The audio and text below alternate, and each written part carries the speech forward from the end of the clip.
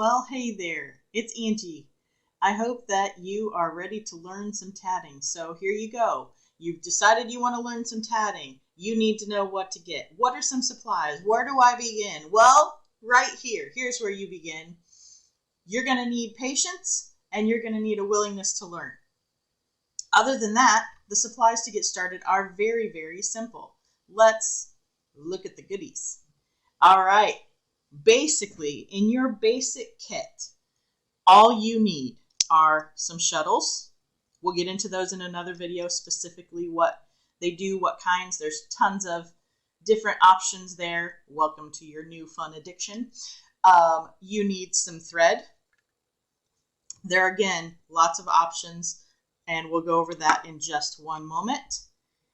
You need a crochet hook, comparable to whatever size thread that you're using. You need some scissors. These are just two of my kind, and it's hilarious that I picked these because I'm not a pink gal, but I picked two pink scissors. Anyway, you need some scissors. You need something to stay organized with, some sort of a notebook or 3-ring binder. I also have a 3-ring binder I'll show you a little bit later in this video. Something to stay organized. But that is your basic kit. Can you believe it? Just some scissors, some shuttles, a crochet hook or two, a notebook, and some thread, and you are on your way. Now the rest of this stuff is fun little optional things that you can have, and I'm going to kind of slow down and go through these a little bit at a time. You could also have, and your stash will grow over time. So you don't need this all at once. This is your optional kit that you can add to over time. So you can use things like Picot gauges. These are clovers. These are wooden, and they're from Veronica. Here's your basic handy hands one, which is very nice. Let me see if I can get a better shot of that. There you go, it won't so glary. That is written on both sides, so it's for lefties or righties. Also on the handy hands guide is a needle sizing guide up at the top. If you're a needle tatter, you can stick your needle through this and it should give you a good idea what size your needle is. There's numbers at the top that correspond with the size of needle that would fit through those holes. Okay, so if you're a needle tatter, that's a handy little tool. Gloria from Sparkling Light Creation Studio also puts out these. It's a combination tool of a Picot gauge, this way, graduated Picot gauge, or, well, and this way too, or a bare thread space. And she even gives some examples on her site, or her Facebook page, which I will link to under the video. She has a lot of helpful things, so check out Sparkling Light Creation Studio for sure. But this is a bare thread space gauge as well. Now this, to the casual observer, would be a flea comb, but not to us shuttle tatters or needle tatters, even for that matter. This is a Picot gauge. You can use the tines of the comb and use it as a Picot gauge. You can also use things like coffee stirrers. You get those fake credit cards in the mail. Please sign up. You can cut them up and use them as a Picot gauge. I didn't measure, but you can certainly measure. You can also cut them in graduated style, so they're, so you could do that, but you're going to probably want a Picot gauge at some point. Thread holders or bare thread to wrap it up on. You can use those bobbins for embroidery. You can use just about anything bread closure clips, not the twist ties, but the bread closure clips. You can use those to put your extra thread on as well. Also, when we get to sewing in our ends, you're probably going to need a needle threader to thread your needle through. I like this one from Handy Hands. It's a double-ended one, small and large.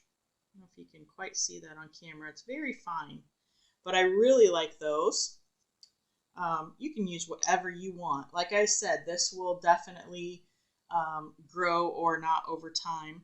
Also, something you might like, this is called a sugar scribe. It's actually for making cookies, and it is for drawing the sugar to where you want it to be so your cookies look snazzy.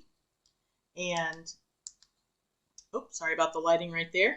We're still experimenting on this channel. I do apologize, but I do encourage you to not be a perfectionist, and if you watch this channel for any length of time, you will find out I are not. So I am not a perfectionist. I'm not perfect by any stretch of the imagination. But anyways, this is called a sugar scribe, but it is very helpful. You see that at the end there? That's a nice little pick. And that's really helpful for when you make a mistake and you have to take out your stitches. So that's helpful. Also, if you're doing that and you saw how small this crochet hook was, if you're using this to unpick, sometimes you can stab yourself quite well and embed the crochet hook into your finger, and it's not as pleasant as it may sound. So I do recommend some sort of thimble, and these are just fun little colored ones that if you have longer nails and can't use the kind that have a cap on them, you can adjust these on the back side, and you can use the thimbles. These are just from good old Amazon. Also, you can use to condition your thread, which we'll talk about at some point, Thread Magic. Just pull it through there and condition your thread. Also, beeswax. It's none of your beeswax. No, I'm just kidding. Sorry, couldn't help it. Thread Magic, beeswax, also a laundry dryer sheet that hasn't been used yet. These are all thread conditioners that condition your thread and make the thread easier to pull through. Also, something that may be extremely helpful, when you go get your blood drawn, they usually put these tourniquets that are stretchy on your arm. Those just go in the garbage, and you can ask for them. I asked for mine, and you can cut them or use them long. But little pieces of these, if you especially like fold them over like that and you put something in the middle here, like pretend this is a needle, and you would something to grip onto as you pull your needle. They also make the little finger ones that you can just put on your fingers, like the little rubber thumbs that go on the end of your fingers, but something to help pull your stitches. Also, with that in mind, these are hackle pliers. They're found in the fishing lure making department. Hackle pliers are hard for us people that have trouble with our hands because you got to squeeze this together and open them up. But once you get them open and you get the thread in there, you can use them to pull it closed. I tend to use either regular pliers, or these are called hemostats. These are a medical thing. And when you pull the things together, hear that clicking, it's locking. It's locking that handle so that these teeth stay gripped together, and these would be gripping your thread. Come on, focus. There you go. These would be gripping your thread as you pull it. I got the kind, these teeth are actually a little too teethy for me. I know it's a word, I just made it up.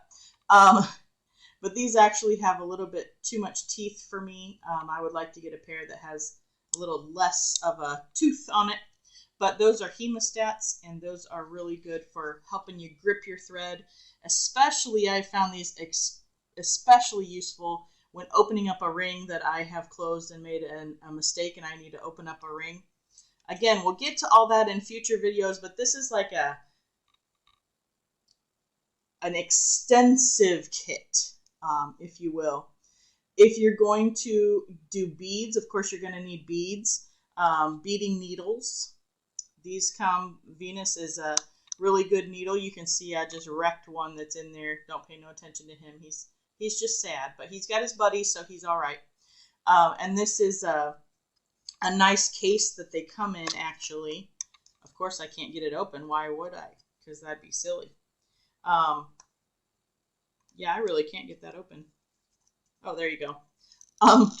But the foam there in the bottom is nice because you can keep stabbing it over and over. I don't know if it's self-healing or not, but I like that you can keep stabbing it and it keeps your needles in there really nice. Of course, you can always have an embroidery kit that has a needle holder for sewing in your ends or doing anything. Not a needle like a tatting needle, but just a regular old needle.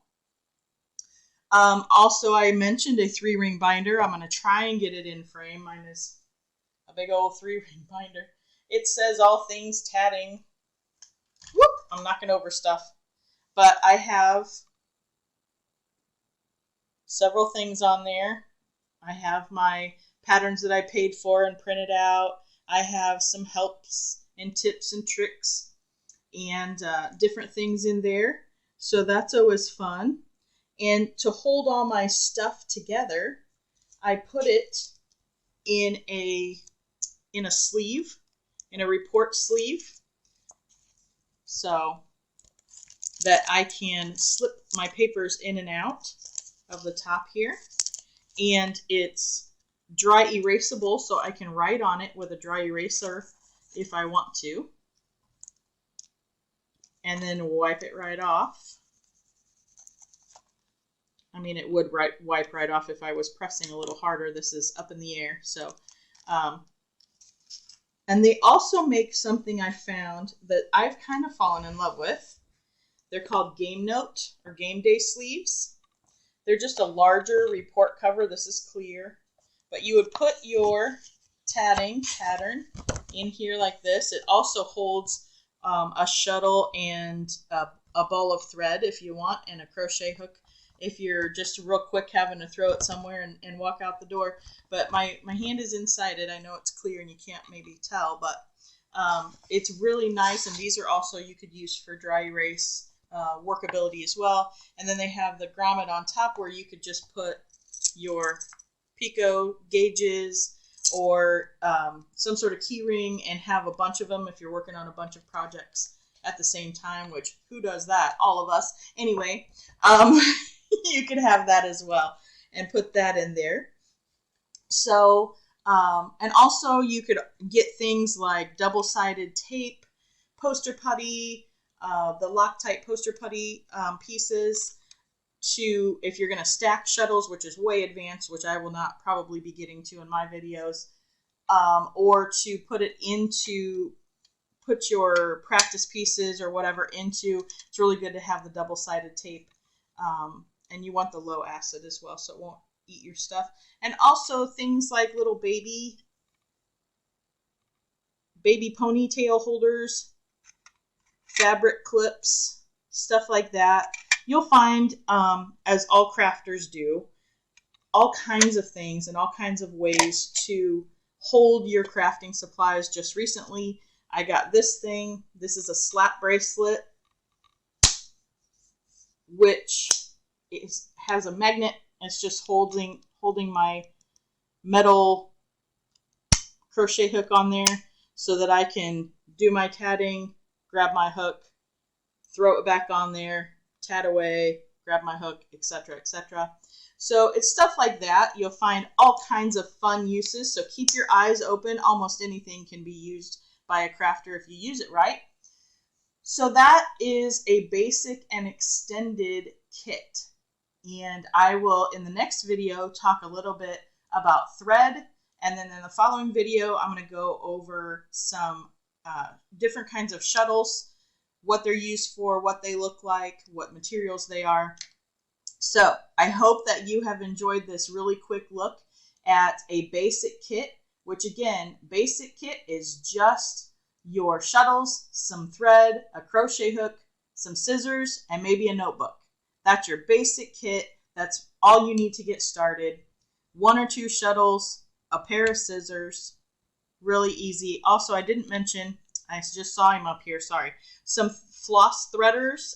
These are really good to either use as beading techniques or as for the magic thread trick, which again we'll get to in later videos. But that's a couple of other things. Check out my product reviews videos. I'll maybe do some others that are specifically about specific projects or products and demonstrate them and how they're used and all that. So until next time, remember that you are the masters of the thread. You have opposable thumbs and scissors. Thank you for watching. Have a great day.